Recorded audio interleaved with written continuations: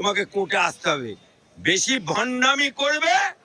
যখন জেলে ছিলে তখন অসুস্থ, কত হাঁটতে পারছে না, চোখে দেখতে পাচ্ছে না, আর যেই বাড়িতে গেলে অমনি মরদের বাচ্চা হয়ে গেলে ফ্যাট টেনে আনবো জেলে।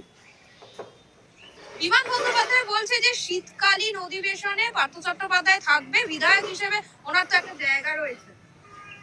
দেখুন, বিমান বন্দ্যোপাধ্যায় বা তৃণমূল চোরেদের নিয়ে ঘর করতে ভালোবাসে, চোরেদের নিয়ে ঘর করতে ভালোবাসে। আপনি দেখুন ওদের চরম চরম গুরু বাতাসা, 5 জনের বাড়ি, জেল কেটে এলো।